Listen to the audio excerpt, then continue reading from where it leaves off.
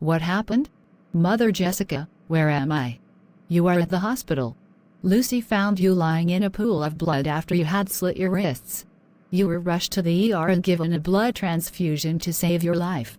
Right, the thing Jehovah's Witnesses aren't allowed to accept.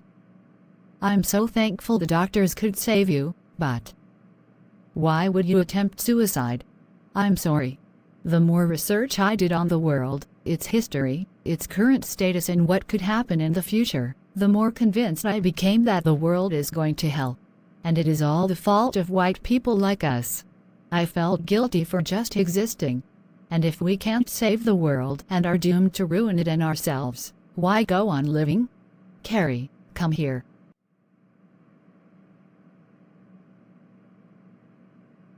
Yes, white people have done a lot of horrible things and they will continue to do horrible things as long as we have the ability to do evil. But you know what? The simple fact you recognize the evil means you can resist it and maybe even defeat it someday. But that will never happen if you surrender to the evil. If you had died last night, evil would have won for sure. Carrie, Lucy and I love you so much that we would die to save you. Your life is more precious than all the gold in Fort Knox 1,000,000 times over.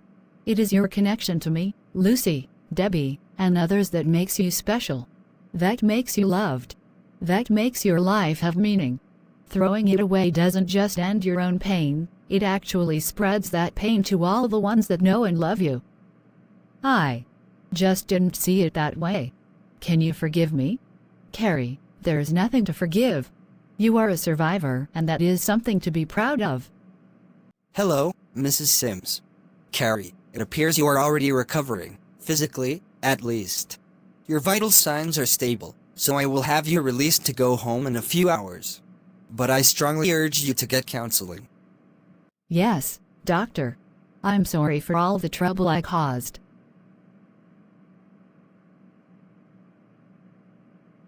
How do you feel, Carrie? Like an idiot. The thought of you possibly attending my funeral and then missing me afterwards shatters my heart. I can't tell you how sorry I truly am. My mother told me something interesting on the way here. She said, suicide is not an act of weakness, it is a sign that the victim has tried to be strong on her own for too long. What does that mean? You insisted on handling the burden of that report on our political beliefs alone. And being left alone made you depressed and hopeless. If I had been there, I would have helped you, not just with the report, but with you sharing your feelings and talking them out. I can't imagine how I would have reacted if I found Debbie close to death like that. It seems I should return the favor now that you did for me after Rich was killed. You already did enough by bringing Debbie here. Mother Lucy.